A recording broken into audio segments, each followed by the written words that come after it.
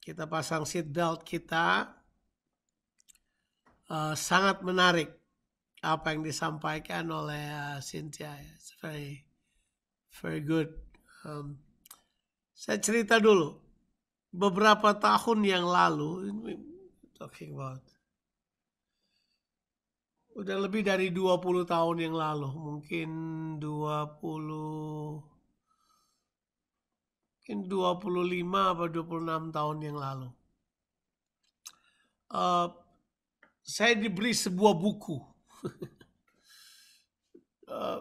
Waktu lihat judul bukunya, dogmatis saya menolak banget. Sampai saya membacanya, ternyata bagus banget bukunya. Ya. Tahu nggak judul bukunya apa?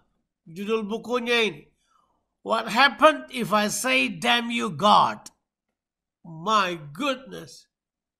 What Happened If I Say Damn You God? Itu yang menulis adalah seorang rahib Katolik. Namanya Charles Aristiel Kami. Saya kemudian membacanya, ternyata bagus banget isinya. Terus kemudian itu yang dia beritahu. Seringkali orang-orang yang melakukan hal tersebut ada dalam kondisi sangat kecewa, sangat marah, dan kemudian beberapa orang yang mengatakan hal tersebut dalam kondisi ingin bunuh diri, ingin apa aja. So it's a very dalam keadaan yang sangat traumatic. Ya, itu biasanya terjadi kepada orang-orang itu. Ya, biasanya mereka ada istilahnya pakai PTDS gitu ya. Itu biasanya menyebabkan orang mengatakan hal-hal yang gak masuk akal. Nah, tapi saya ingin membahas di dalam sebuah pemahaman yang lebih komprehensif. Thank you buat Cynthia. Saya kira kita benar-benar ya banyak yang relief. Saya yakin sekali dengar Cynthia tadi banyak yang relief. Banyak yang mengatakan, oh ternyata gitu ya. Ya benar. Ya. It's good to know. It's good to know ya. Ya. Ada yang mengalami relief, ada yang mengalami oh ternyata nggak apa-apa. Saya udah rasa bersalah, saya sudah ya itu dia. Ya itu kata yang tadi, what happened if I say damn you God. Waktu pertama saya masih itu. Tapi setelah baca bukunya kemudian saya sadar. Tuhan aja nggak marah kok. Tuhan punya ruangan yang sangat luas untuk terima itu.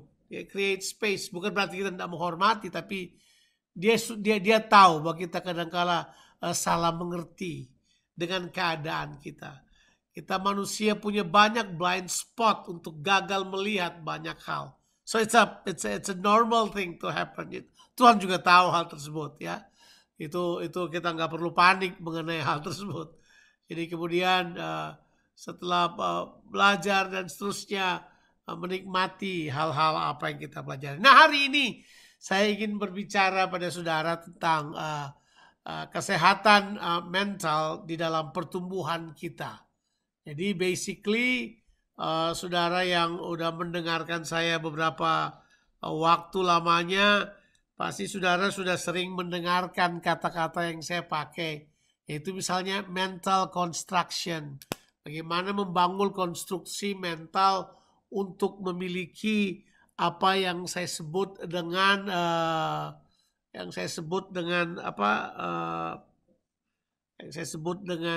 memiliki mentalitas seperti Kristus dan bertumbuh ke arah Kristus ya.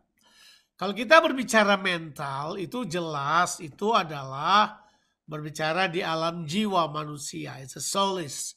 Itu tentang soul manusia. Di Alkitab berbicara tentang soul manusia. Ya. Roh, jiwa, dan tubuh. Dan ketiga unsur manusia yang kita kenal roh, jiwa, dan tubuh ini. Kalau saudara baca di 1 Korintus pasalnya yang kelima ayatnya ke-23. Saudara tahu bahwa Tuhan mau menguduskan seluruhnya. Kata dikuduskan itu berarti dikhususkan untuk Tuhan. Jadi Tuhan mau roh, jiwa, dan tubuh kita memang dipersembahkan untuk Tuhan secara menyeluruh. Nah kita sudah tahu bahwa roh kita sudah baru. Itu jelas. roh kita sudah selesai, Tuhan sudah bereskan semuanya. Jadi secara roh, saudara udah oke, udah tidak ada masalah. Nah, yang perlu mengalami pembaharuan ada pada jiwa saudara. Nah, di jiwa ini memang seringkali terjadi banyak hal, ya. Dan di 3 hal tersebut hanya memberitahukan kepada kita bahwa kesadaran roh, kesadaran jiwa, dan kesadaran tubuh seringkali memang berbeda. Beda, ya. Kita sudah lihat bisa beda, ya kan. Kalau kesadaran tubuh kita semua lahiriah. Sedangkan jiwa banyak berproses pada apa yang terjadi pada alam realita, alam real, alam materi, tapi juga pada alam yang tidak kelihatan. Di mana jiwa itulah yang memberikan balance kepada kita untuk tahu bahwa kita bukan cuma berjalan pada alam kelihatan, tapi juga ada di alam yang tidak kelihatan. Nah, di jiwa ini kalau saudara kemudian mengalami benturan antara alam kelihatan dan alam yang tidak kelihatan, di mana saudara tidak bisa menerima realita keduanya, saudara menolak realita yang satu, kemudian mengambil realita yang satu, ada banyak orang bisa mengalami yang disebut dengan emotional imbalance. Nah, kita tahu di dalam jiwa manusia itu ada pikiran dan ada perasaan, ya. Tapi juga ada kehendak. Ini tentu ada aspek yang lain, tapi saya hanya simplified dengan hal tersebut. Ya, saya tidak mau menjelaskannya secara psikologi tentunya. Ada yang harus menjelaskannya lebih baik. Tapi ya kita mengetahui hal ini. Nah, tentu kita mengetahui hal ini. Ya, saya berikan dulu pada saudara whiteboard. Kita share whiteboard dulu.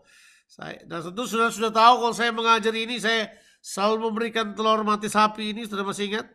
Ya, siap. As you know, this is a roh. Kemudian kita bilang ini jiwa. Kemudian yang paling luar ini kita sebut sebagai tubuh. Betul ya? Dan ya secara simpel kita mengetahui di dalam roh ada 3 hal yang kita sudah ketahui. Yang pertama adalah fellowship. Ya. Yang pertama adalah fellowship. Kita sudah tahu hal tersebut. Ya. Fellowship. Ya. Yang kedua adalah conscience. Ya.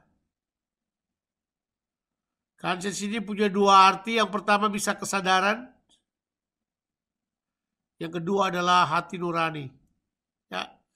Kemudian di dalam roh juga ada yang disebut dengan intuisi. Yaitu kemampuan untuk mengetahui sesuatu tanpa belajar. Di roh yang memberitahukan kepada kita dari dalam. Nah, itu jelas. Itu ada di roh manusia. Nah, kita sudah tahu roh kita ini, roh manusia ini udah baru. Di dalam Yesus udah baru. Kita adalah ciptaan baru. Roh manusia udah selesai, udah baru. Semua yang baik Tuhan taruh di dalam roh manusia di sini. Udah jelas. Nah, di dalam jiwa secara simpel, tentu ada hal yang lain. Tapi ya saya coba menyebutkan dalam jiwa ada 3 hal. Ada pikiran, ada perasaan, dan ada kehendak. Ya, kehendak atau mereka bilang sebut will. Ada yang bilang keputusan, ada yang kerjakan itu. So itu ada di sini. Ada pikiran, perasaan, dan kehendak. We know that, ya. Oke, pikiran, perasaan, dan kehendak. Pikiran, perasaan, dan kehendak ini, kalau orang bilang itu adalah mental, ini yang dia maksud. Mental itu, kata mental itu dipakai dalam bahasa Yunaninya, kalau dia bahasa Alkitab menggunakan kata phroneo, ya. Phroneo itu adalah pola pikir, tapi juga bisa perasaan juga. Makanya terjemahan Indonesia menggunakan kata pikiran dan perasaan. Padahal itu cuma 1 kata ya. Misalnya membaca Filipi 2 ayat 5. Misalnya saudara baca Filipi 2 ayat 5, saudara akan menemukan kata itu. Hendaklah kamu dalam hidupmu bersama menaruh pikiran dan perasaan seperti yang terdapat di dalam Kristus. Menaruh pikiran dan perasaan seperti yang terdapat dalam Kristus Yesus. Padahal itu kata yang dipakai cuma phroneo.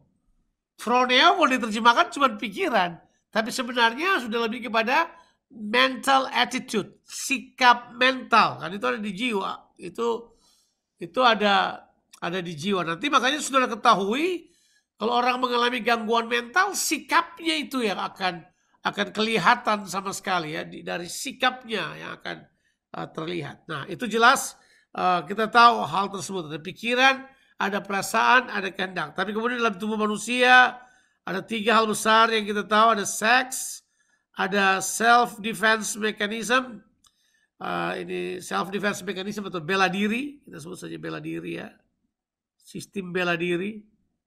Terus kemudian yang terakhir adalah lapar atau haus, lapar. Itu ada di dalam tubuh manusia. And you know this, I've been sharing with you most of my time untuk membahas tentang mental construction. Nah, kita akan membahas banyak di daerah ini kan, di daerah jiwa ini kan.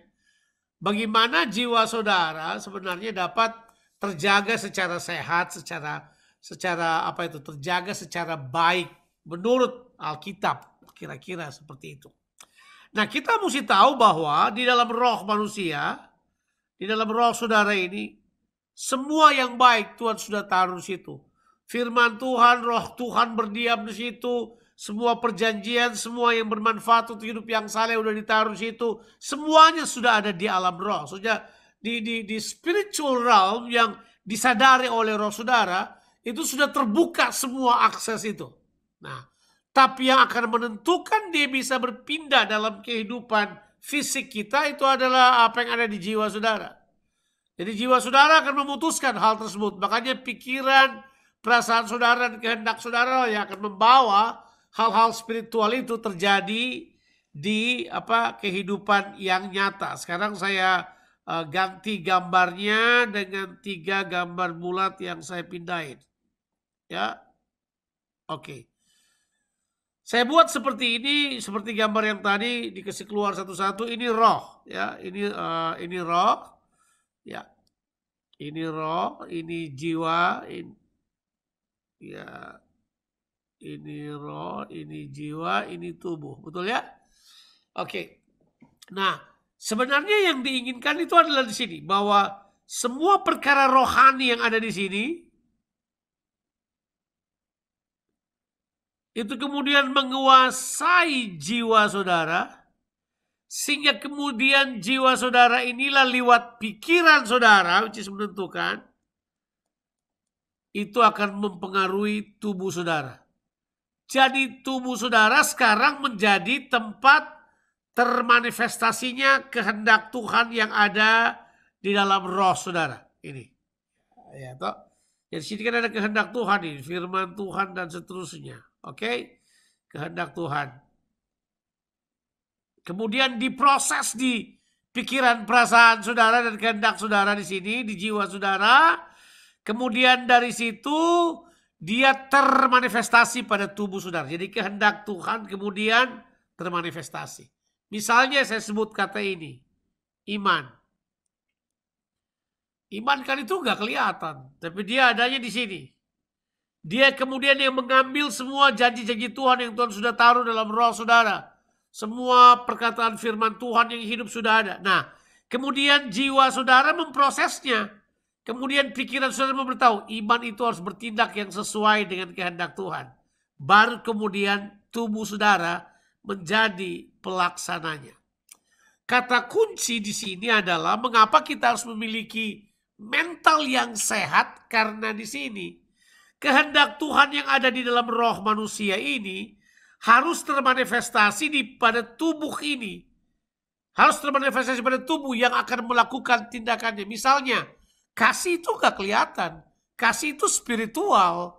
Kasih itu ada di dalam roh manusia. Ya kan? Buah roh, kasih, sukacita itu ada di situ. Tapi kalau jiwa kita gak sehat, maka dia akan sabotase apa yang roh inginkan. Sehingga kemudian dia menutup kehendak roh ini. Sehingga kemudian yang terjadi, jiwa kita hanyalah merupakan pantulan dari apa yang terjadi di tubuh. Jadi kemudian tubuh kasih ke jiwa, nanti balik ke sini lagi. Jadi kemudian cuman ya nanti di pikiran cuma semua yang berhubungan sensual, semua yang berhubungan dengan self defense mechanism, pembelaan diri, merasa diri paling benar, kebenaran datang kita menolak, kemudian semua yang berhubungan dengan kebutuhan perut dan seterusnya. Jadi kemudian itu aja yang menguasai pikiran kita. Mengapa? Sebab ketidaksehatannya jiwa kita atau mental yang tidak sehat akan menghalangi karya Roh Kudus yang ada di dalam roh manusia ini untuk termanifestasi pada tubuh manusia. Ya. Jadi sekarang sudah bisa melihat hal tersebut bahwa itu yang harusnya menjadi pemahaman kita, ya. Itu yang bakal kita bahas di sini. Nah, sekarang saya tutup dulu. Ini dia punya sharing ini kita hentikan dulu sebentar. Ya. Sekarang saya sudah mengerti ya mengapa itu penting sekali. Sebab kalau kita punya mental tidak sehat, itu bahaya. Nanti kita bisa terima firman Tuhan, sama-sama dengar khotbah, tapi tiba-tiba di manifestasinya bisa berbeda. Makanya ada banyak orang Kristen dengar khotbahnya banyak, mentalnya nggak sehat, aplikasinya ngawur, ngaco. Aplikasinya kemudian nggak jelas karena mentalnya nggak sehat. Nah, sikap mental yang sehat ini yang perlu kita bahas. Nah, contoh misalnya sekarang kita ada dalam keadaan tertekan. Seluruh dunia orang sedang dalam keadaan tertekan. Ya, saya masih ingat dulu orang tertekan cuma soal financial misalnya. Sampai ada yang disebut dengan era depression. Ya, padahal itu cuman financial depression saja, ya. Ya, tahun 80-an pernah terjadi, tahun 90-an pernah terjadi, berulang 10 tahun. Terus tahun 2008 pernah terjadi, ya kan terjadi, saya masih ingat itu. Terjadi lagi gitu ya. Kenapa hal tersebut disebut sebagai sesuatu yang menekan? Jawabannya simple, bahwa tekanan-tekanan ini telah menyebabkan banyak orang jiwanya menjadi tidak stabil. Mengapa? Sebab terbanyak yang dari luar mereka lah yang kemudian mempengaruhi hampir seluruh keputusan mereka. Nah, disinilah kita sebagai orang percaya harus mengerti dari mana kita harus withdraw kekuatan kita. Ya, saya ulangi lagi. Kita pergi lagi gambar kita yang tadi, ya. Kita harusnya harus bisa melihat bahwa kalau kita jujur, tadi kita sudah melihat bahwa gambar-gambar yang tadi itu yang saya sudah tunjukkan kepada saudara, itu sudah memberitahukan kepada kita. Saya akan gambar lagi 3 hal yang tadi. Sekarang saya kasih sama besar gambarnya ya. Jadi saya gambar lagi bulat 1, bulat 2, bulat 3. Oke. Sini roh, sini jiwa, di sini tubuh. Nah, ini sikap atau ini sifat dari jiwa manusia. Jiwa manusia itu bersifat netral. Dia tergantung dari mana atau dia tergantung pada siapa yang dia berikan pengaruh lebih kuat. Ini roh, saya kasih warna merah. Di sini saya kasih warna hijau. Kira-kira begitulah ya. Jadi kita sekarang perlu sekali memperkuat jiwa kita supaya jiwa kita itu lebih diberi makan oleh hal-hal spiritual.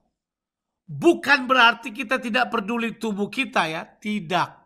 Bukan kita tidak peduli, tetapi kita harus membangun kesadaran yang kuat terhadap roh kita. Sebab di dalam roh inilah kemudian kita mengetahui perkara-perkara ilahi. Kita harus memberi kemampuan pada roh kita untuk menguasai jiwa kita. Itu jelas. Nah, Kita harus seimbang. Kita masih hidup di dalam tubuh, bukan tubuh nggak penting, ya toh. Saudara mesti mengerti ketiga hal tadi merupakan kebutuhan dalam tubuh. Itu perlu dipenuhi. Dan tentu kalau soal seks kan ada aturannya sendiri. Harus diberi makan dengan baik, diberi istirahat dengan baik. Ada hal-hal yang saudara perlu lakukan.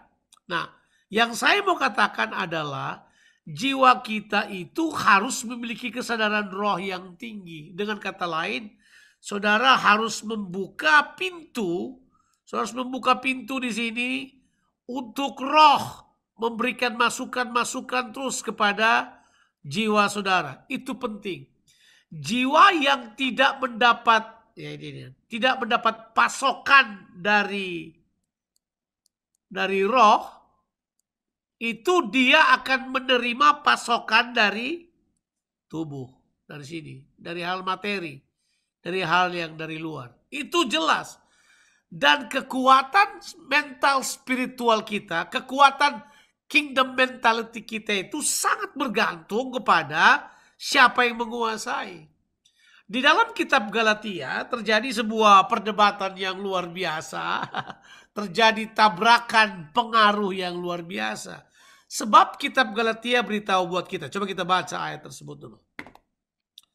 Ini Paulus menjelaskan soal keinginan roh dan keinginan daging. You all know this. This is not something new. Saudara sudah tahu hal ini. Saudara pasti sudah mengertinya. Oke?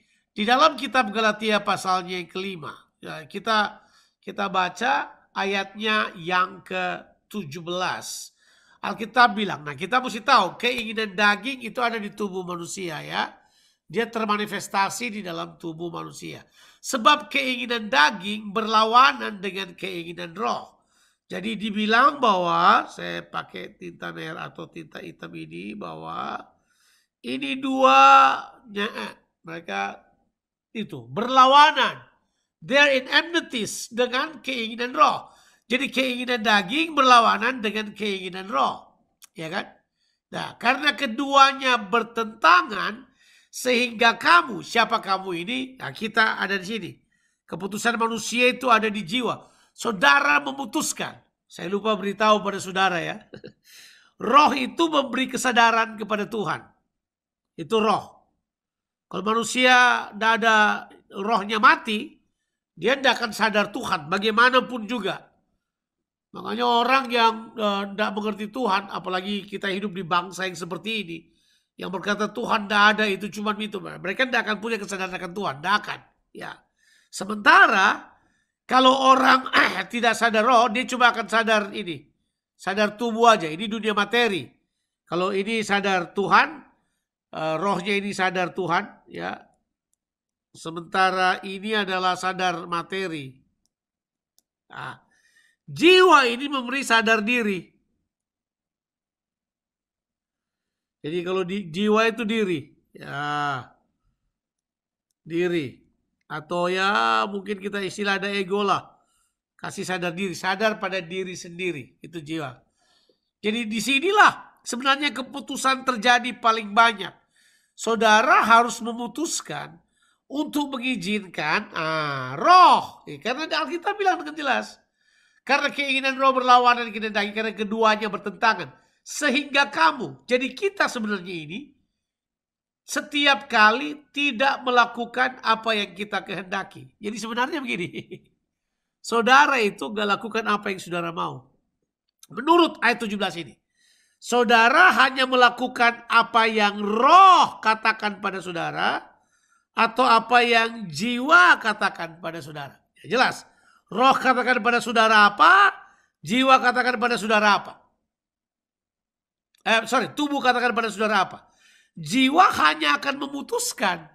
Keputusannya ada di saudara. Makanya bagian ketiga, pikiran, perasaan, dan kehendak atau keputusan itu menentukan sekali. Itulah yang perlu sehat di dalam kehidupan kita.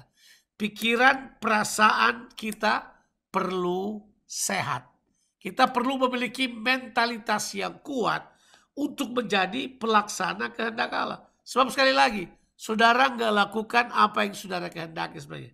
Kalau saudara cuma penuh dengan hal-hal yang materi, duniawi, hal-hal dunia, hal-hal kedagingan yang ada di sini, tidak salah semuanya, tetapi kalau cuma penuh dengan itu dan ini kemudian tidak berfungsi sama sekali, misalnya ini saudara anggap mati, gak ada apa-apanya, maka saudara hanya akan lihat saudara hanya merupakan pantulan dari kebutuhan-kebutuhan saudara dan seterusnya.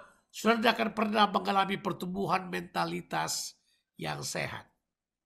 Nah, tadi sangat luar biasa sekali. Tadi kita sudah menemukan bahwa Cynthia menjelaskan kepada kita masalah-masalah yang terjadi di dalam diri manusia.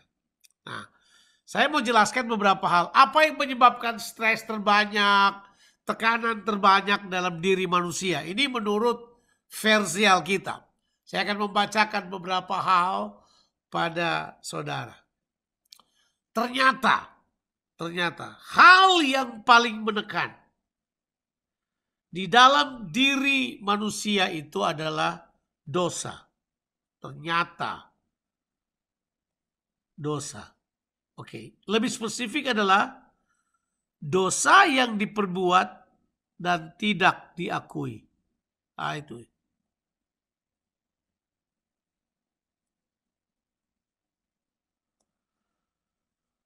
Sudah boleh baca di Mazmur 32. Nah, akan banyak Mazmur saudara bakal baca selebihnya mengenai keadaan tertekan dan seterusnya. Nah, kita harus mengerti dalam perjalanan iman kita tidak semuanya hanya kemenangan. Kita mengalami lembah. Tidak ada padang rumput hijau, ada lembah, bayang-bayang maut. Ada. Tapi ini yang penyebab tertekan paling besar, terbanyak adalah dosa dan tidak diakui. Oh, ada yang namanya dosa. Nah, tidak tahu, saya percaya psikologis Kristen akan mengetahui bahwa dosa tetap merupakan masalah yang cukup serius. Tapi ada juga psikologi modern yang bilang dosa nggak ada. Itu cuma perasaan manusia yang dibangun oleh norma-norma dan seterusnya. Tapi kata pemazmur Daud, kita baca aja. Ya, kita baca aja tuh ayat di dalam kitab Mazmur. Pasalnya yang ke-32. Mazmur pasalnya ke-32. Saya mau baca ayat 3 buat kita ya. Ayat 3 bilang begini. Selama aku berdiam diri, tulang-tulangku menjadi lesu. Karena aku mengeluh sepanjang hari. Wah, ini kan sudah bahasa yang tadi dibilang oleh Cynthia ya. Cynthia tadi jelasin ini semua nih, mengeluh sepanjang. Sebab siang malam, nah ini, tanganmu menekan aku dengan berat. Ya ini kelihatannya orang anggap biasa, tapi ini sudah mental. Karena dia anggap Tuhan menekan. Rasa bersalah ini. Sumsumku menjadi kering. Seperti oleh teriknya musim panas. Nah sebenarnya karena tidak diakui. Kalau baca ayatnya yang kelima kan dia bilang. Dosaku kuberitahukan. Nah, itu. Kepadamu. Dan kesalahanku tidaklah kusembunyikan. Aku berkata, aku akan mengaku kepada Tuhan pelanggaran-pelanggaranku. Dan engkau mengampuni kesalahanku karena dosaku. Wah, jadi ayat 3-5. Ya. Nah itu diberitahukan buat kita tuh. Berat tuh tekanannya. Tekanannya berat. Dan pemazmur Daud beritahu kalau sudah baca di dalam Mazmur pasalnya yang ke-51 kan. Itu dia bilang ini, jangan buang aku dari hadapanmu. Gitu. Restore unto me the joy of your salvation. Jadi kehilangan sukacita, nggak ada semangat, sangat negatif dan seterusnya. Yaitu saudara bisa baca aja tadi tanda-tandanya. Ya dikasih tahu tentang apa reaksi-reaksi daripada orang yang tertekan karena grief itu, sakit kepala, tidak bertenaga, mual, pencernaan, itu semua. Sudah bisa baca itu. Saya tulis dia berpengaruh kepada perilaku, bisa marah-marah, menarik diri, dan seterusnya. Itu ditulis oleh Alkitab dengan jelas. Mereka kehilangan sukacita, mereka kehilangan banyak hal. Jadi dosa adalah penyebab hal di mana orang bisa mengalami stres secara mental Itu jelas dosa. Jadi ya dosa diakui. Alkitab bilang kalau kamu mengaku dosamu, kamu disayangi kok. Kamu akan merasa tenang. Dan itu adalah pengalaman hampir semua orang yang tahu dosanya diampuni, sukacita banget. Itu seperti sebuah pengalaman kelahiran kembali. Yang kedua, ini yang kedua tertolak.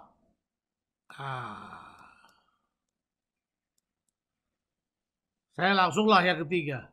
Itu yang kemudian adalah kecewa. Nah ini pengalaman-pengalaman ini Mazmur 88, ini Mazmur 55. Saya bisa cek aja di Alkitab saudara. Saya tidak punya waktu untuk menjelaskan, tapi ini membuat orang betul-betul tertekan. Ini kalau tertolak dan kecewa. Tertolak aspeknya bisa banyak sekali. Rejection ini adalah satu penyakit yang terjadi luar biasa. Tentu counselor Christian mengerti bahwa penolakan terjadi bisa dari kandungan sampai sudah jadi anak. Orang yang tertolak itu bisa berbahaya ya. Mereka bisa kemudian menjadi orang yang kalau mereka tidak sembuh, mereka bisa berperilaku yang sangat berbahaya ya, dan mereka atau kekecewaan juga terbuka sekali untuk attack atau dikuasai dari kerajaan kegelapan dan seterusnya. Tentu ada bahasa psikologinya bisa jelaskan maksudnya, tapi ya, orang yang mengalami penolakan dan tidak siap dengan hal tersebut itu berbahaya. Orang bisa mengalami keadaan tertekan dan seterusnya secara jiwa dan seterusnya, kemudian berpengaruh kepada tubuh ya. Saya masih ingat, saya sudah bertobat sih, sudah jadi pengkhotbah even. Saya harus datang berkhotbah di gereja di mana saya pernah ditolak gitu. Di gereja itu saya pernah mengalami penolakan, ya kan. Waktu saya kemudian pergi ke gereja tersebut, itu benar. Saya bisa membayangkan waktu saya pertama ditolak, sekarang saya datang lagi ke gereja itu ulu hati saya bisa sakit loh. Saya bisa merasa seperti cemas banget. Saya pijit-pijit tangan saya karena saya cemas. Tangan saya mulai berkeringat dan seterusnya. Saya tanya kenapa saya begini ya? Ya itu efek penolakan yang membuat saya terluka pada waktu itu, ya. Itu kemudian terbawa pada saya. Dan itu terjadi. Ya, betul, saya harus membereskannya, saya harus mengakuinya. Tapi saya kemudian harus bertumbuh dewasa untuk dapat mengalahkan hal-hal tersebut yang terjadi di daerah perasaan saya dan seterusnya. Ya, belakangan beberapa orang dari mereka kemudian menjadi teman baik saya. Tapi yang paling berat itu adalah kekecewaan. Sebab kekecewaan itu berhubungan dengan penyakit yang sangat berat, pengkhianatan. Saya pernah melihat orang dihianati ya. Saya masih ingat. Ada seorang istri yang suaminya kelihatan sangat menyayangi dia. Sampai dengan mata kepalanya sendiri dia melihat suaminya dengan perempuan lain. Saya masih ingat. Saya datang ke rumahnya untuk bicara dengan dia. Dia itu apa tuh? Istilahnya yang dipakai itu mengong, tau gak? Nggak kenal orang, diam. Terus sembarangan bicaranya nggak jelas. Itu tuh bisa kayak gitu tuh. Karena pengkhianatan itu menombak. Itu dikatakan di kitab Mazmur 55. Itu Mazmur kekecewaan sih sebenarnya. Kalau sudah baca, waduh, mungkin kita baca aja kali ya. Padahal saya janji cuma mau 40 menit atau 30 menit, ternyata ini sudah lewat-lewat. Saya masih segera selesai. Oke, Mazmur 55. Ya. Alkitab beritahukan, kalau saudara baca di situ, kalau saudara lihat itu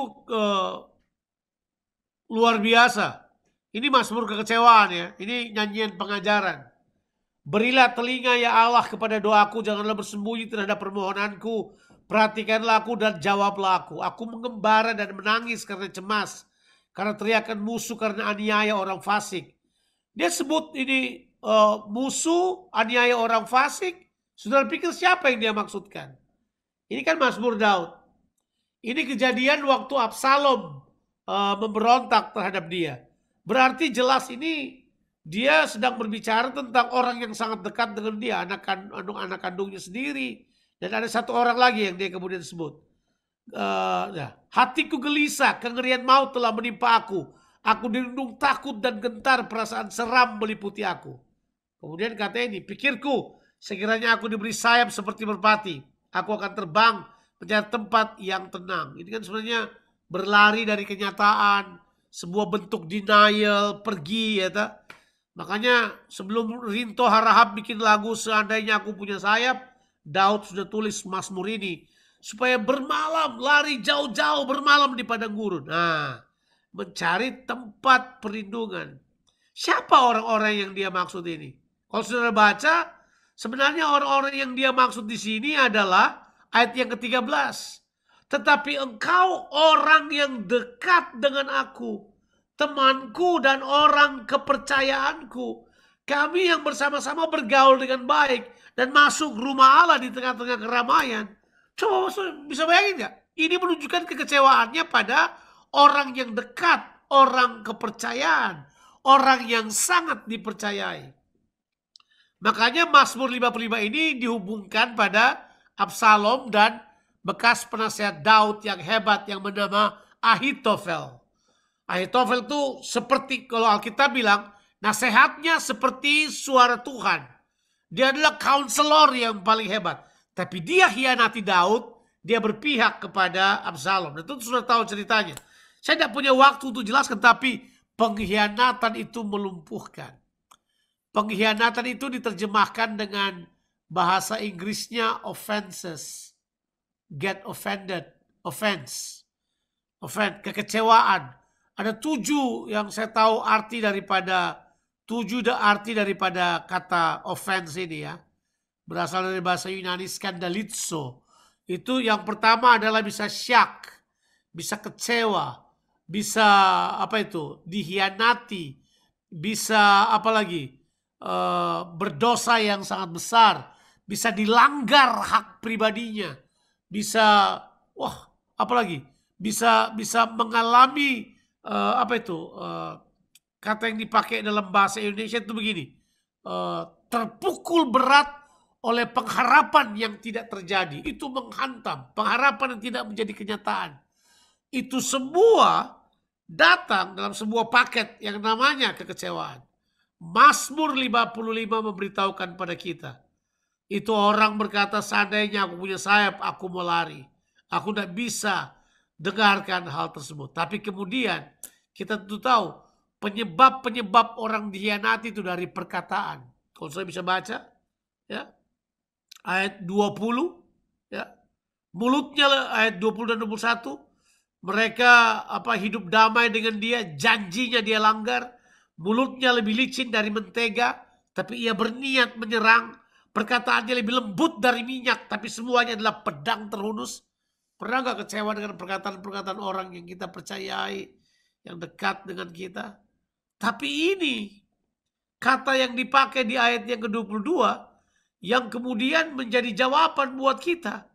Kata itu kemudian dikutip oleh Petrus kan, serahkanlah khawatirmu kepada Tuhan. Terjemahan yang paling tepat adalah serahkanlah kekecewaanmu kepada Tuhan. Maka ia akan memelihara engkau. Tidak untuk selamanya dibiarkannya orang benar itu goyah. Nah, hal-hal ini menghantam orang, membuat mentalitas orang jadi kacau. Saya dapat katakan kepada saudara, kekecewaan ini secara spiritual adalah serangan yang paling besar. Hampir semua orang-orang besar di Alkitab berhadapan dengan kekecewaan. Yang kemudian terluka dan kalah, mereka menjadi tokoh antagonis paling besar di Alkitab. Sementara yang menang, mereka berhasil. Kayak Yusuf, itu dia menang terhadap kekecewaan. Daud menang terhadap kekecewaan. Mereka kemudian sukses. Tapi ada yang gagal dengan kekecewaan. Yudas gagal, Kain gagal, Ahitofel gagal. Ada beberapa orang yang kemudian membiarkan kekecewaan menghantam mereka, sehingga itu menyebabkan mentalitas mereka menjadi penghalang roh Tuhan bekerja untuk jiwa mereka, sehingga kemudian mereka dapat mengalami breakthrough. Nah, Saya mau cepat aja, saya mau selesai sampai di sini aja. Alkitab beritahukan kepada kita perlu menyerahkannya kepada Tuhan. Tapi itu bukan berarti serahkan dan kemudian selesai ya. Saya harus mengatakan bahwa tadi yang dikatakan berulang-ulang oleh Cynthia, saya suka sekali. Ada kata yang disebut dengan berproses. Berproses. Yesus memberitahukan kepada kita ayat ini. Coba kita baca ayatnya. Yohanes pasalnya yang ke-16. Yohanes pasalnya yang ke-16. Nah, kata ini muncul. Kalau saudara senang baca buku, coba saudara baca sebuah buku tulisan dari John Bevere yang berjudul Bait of Satan. Ya, Bait of Satan. Umpan iblis terjemahan bahasa Indonesianya. Itu penulisnya John Bevere. Nah, ini kata ini muncul seperti ini. Yesus memberitahukan. Dia kalau saudara baca di ayat sebelumnya, dia beritahukan bahwa kamu akan dianiaya, kamu akan dibenci, kamu akan ditolak, kamu akan mengalami semuanya. Kemudian dia katakan ini. Semuanya ini kukatakan kepadamu, supaya kamu jangan kecewa dan menolak aku. Kamu akan dikucilkan. Bahkan akan datang saatnya bahwa setiap orang yang membunuh kamu akan menyangka bahwa ia berbuat bakti bagi Allah. Nah itu dia, coba lihat dulu. Dia bilang janganlah kamu kecewa. Itu. Semuanya dikatakan kepadamu supaya kamu jangan kecewa dan menolak aku. Itu tidak kontradiksi dengan apa yang dikatakan oleh Cynthia. Ini yang menunjukkan secara langsung bahwa kekecewaan dapat menyergap semua orang. Dan salah satu cara keluar dari kekecewaan bukan denial, tapi mengakuinya bahwa kita kecewa. Itu betul. Jangan denial kalau memang kecewa. Denial tidak menolong sama sekali. Denial tidak menolong. Ya. Tidak akan menolong kita untuk keluar dari kekecewaan. Sebab kekecewaan itu akan membuat saudara menolak Tuhan. Ya. Beberapa tahun yang lalu saya berusaha melayani orang-orang ateis yang katanya tidak percaya Tuhan. Saya datangi mereka, ngobrol-ngobrol sama mereka, dengar ceritanya mereka. Terbanyak mereka adalah orang-orang yang kecewa. Kecewa pada Tuhan. Karena Tuhan tidak mengerjakan apa yang mereka harapkan Tuhan kerjakan. Kecewa pada Tuhan karena banyak mereka kemudian ceritakan. Mereka kemudian menolak hal tersebut. Nah, ini yang saya mau katakan kepada saudara. Kekecewaan ini memang kalau dia datang dia menyergap kita, itu betul-betul orang mesti sakit mental, betul tuh. Itu benar-benar tekanannya sangat berat. Di tengah-tengah pandemi ini orang bisa mengalami kekecewaan pada siapa saja. Dan Alkitab bilang orang bisa kecewa pada siapa saja, betul. Kekecewaan datang mengetuk pintu kita. Tapi ini yang Daud katakan, yuk serahkanlah kepada Tuhan. Terjemahan bahasa Inggrisnya lebih jelas. Cast your cares. Harusnya cast your offenses. Buang semua kekecewaanmu. Cast your disappointment kepada Tuhan. Lemparkan kepada dia. Sebab dia akan memperdulikan kamu. Nah itu kata. Nah kemudian kalau kita lihat ya. Dosa, tertolak dan kecewa. Yesus tanggung di kayu salib. Tapi sekali lagi. Bukan berarti Yesus tanggung saudara tidak berproses. Berproses. Saudara tetap harus datang. Dealing dengan kekecewaan saudara. Nah tentu saudara tahu bahwa di any psychological book yang saudara baca. Saudara pasti akan bisa melihat stage-stage yang tadi. Kalau saya lihat di catatan saya. Seperti juga yang disampaikan oleh Cynthia tadi. Hampir sama. Bahwa betul menghadapi kekecewaan itu betul. Kita harus melemparkannya kepada Tuhan. Tapi kita harus ada pada stage itu. Acceptance dulu. Betul. Acceptance. Sama. Mengaku dosa itu accept bahwa kita berbuat dosa. Itu benar. Sama bilang tidak. Ada orang tidak mengaku dosa. Tapi ya iya sih saya salah. Tapi dia yang bikin gara-gara. Itu bukan mengaku namanya. Itu cari alasan. Ya kan? Iya sih saya pukul dia, tadi saya marah. Karena dia sih. Itu bukan mengaku. Harusnya saya bersalah. Saya telah melanggar. Itu. Daud bilang, aku telah berdosa kepada Tuhan. Itu jelas. Jadi acceptance itu penting. Sebab denial tidak akan menolong. Orang yang punya mental health yang terganggu, itu common barrier-nya yang terbesar itu adalah mereka denial, mereka menutup diri, mereka nggak mau terbuka. Harusnya acknowledge, acceptance of the reality that you face, accept that God forgiveness is actually prepared for you. Kemudian akui juga bahwa Yesus telah mengerjakannya buat saudara. Tuhan mau menerima hal tersebut. Terima. Saya juga kecewa sama bilang tidak. Saya kecewa. Kecewa sama hamba Tuhan. Diam-diam karena saya kecewa sama hamba Tuhan, saya kecewa juga sama Tuhan. Iya, siapa bilang? Saya kecewa. Dan karena saya kecewa, saya menolak kebenaran. Kebenaran kena pada saya, tapi karena saya kecewa, saya tolak kebenaran. Ya, saya kecewa pada hamba Tuhan. Oh, siapa aja hamba Tuhan yang berkhotbah, saya tidak percaya yang dia sampaikan. Itu masalah. Tapi setelah saya membereskannya, saya terima bahwa saya kecewa pada hamba Tuhan. Ya, kekecewaan itu telah menghantam saya. Saya sadar, saya serahkan pada Tuhan, acceptance, kemudian journey of recovery mulai berjalan pelan-pelan. Iya, ada waktu hamba Tuhan bicara, saya nggak percaya, tapi saya harus percaya. Saya mesti lawan, saya mesti percaya perkataan firman Tuhan. Tidak semua hamba Tuhan begitu, hamba Tuhan juga manusia. Ya, itu kan kita mulai bilang seperti itu.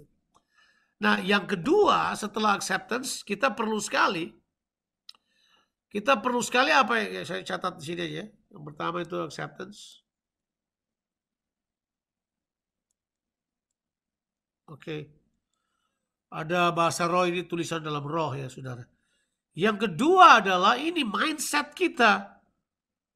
Mindset kita perlu diperbarui. Ini yang saya percaya saudara perlu diisi oleh firman Tuhan. Saudara perlu diisi oleh kebenaran-kebenaran firman Tuhan yang menolong saudara. Ada orang cuma selalu gagal di acceptance.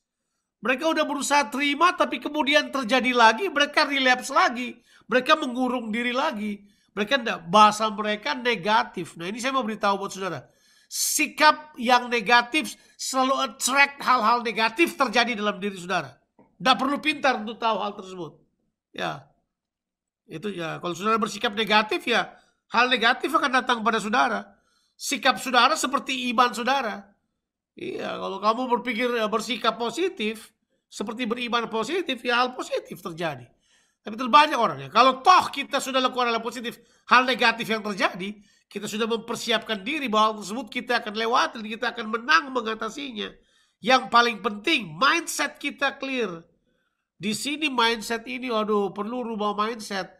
Dari ketergantungan pada keadaan, lihat keadaan lebih besar daripada lihat Tuhan, lihat masalah lebih besar daripada lihat Tuhan. Itu mindset, saudara.